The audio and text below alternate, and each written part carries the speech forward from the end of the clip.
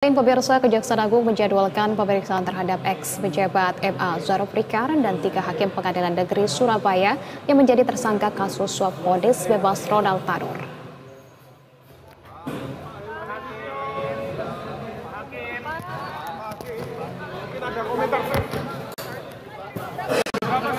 Tiga hakim PN Surabaya yang dimaksud yakni Erin Tuah Damanik selaku hakim ketua serta Mangapul dan juga Heru Hanindio yang masing-masing sebagai hakim anggota.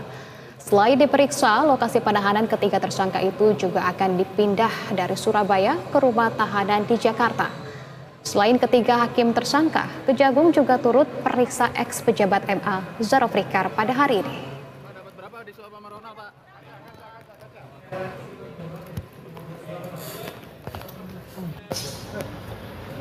Kasih jalan, jangan masuk.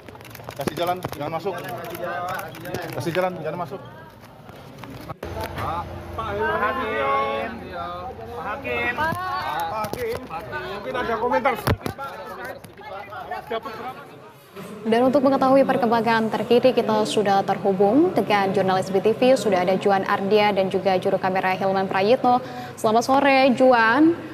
Bagaimana perkembangan terkini di sana, Juan? Apa alasan dari Kejagung membawa 3 hakim tersangka dan juga ex-pejabat Zarofrikar yang diperiksa kali ini, Juan?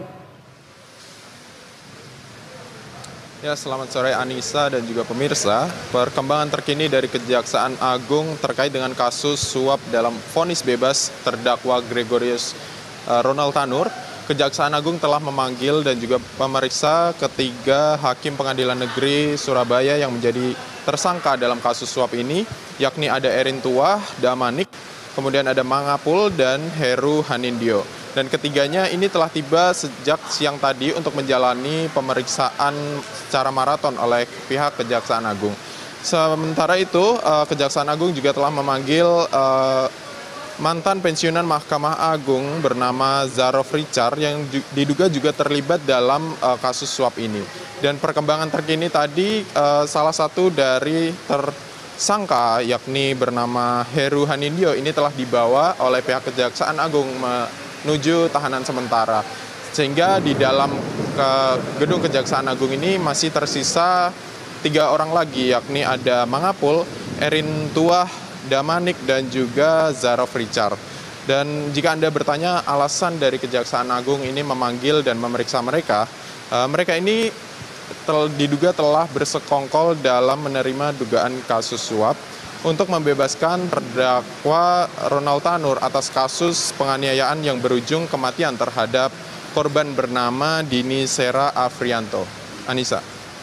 Baik, masih ada 2 tersangka dan juga 1 dari ex-pejabat MA, begitu sampai dengan saat ini di sana. Lantas sejauh ini, Juan, apakah ada informasi fakta baru yang ditemukan oleh penyidik dalam kasus ini, Juan? Ya, untuk perkembangan terkini memang hingga saat ini kami dan juga para awak media masih menantikan keterangan yang akan disampaikan rencananya oleh Kepala Pusat Penerangan Hukum Kejaksaan Agung, yakni ada Harli Siregar. Beliau akan memberikan keterangan terkait dengan perkembangan terkini dari pemanggilan dan pemeriksaan ketiga tersangka dan 1 tersangka tambahan. Dan sementara itu semalam pada Senin 4 November 2024, Kejaksaan Agung ini juga memeriksa ibu dari Ronald Tanur, yakni terdakwa, dan ditetapkan sebagai tersangka atas perbuatannya ini. Dia meminta pengacara dari Ronald Tanur, yakni LR, untuk membujuk Zarofrikar dan melobi ketiga para hakim untuk membebaskan Ronald Tanur dalam persidangan. Begitu, Anissa. Baik, Juan, kalau begitu terima kasih atas informasi Anda, jurnalis BTV Juan Ardia dan juga juru kamera Hilman Prayitno atas laporannya. Selamat kembali bertugas.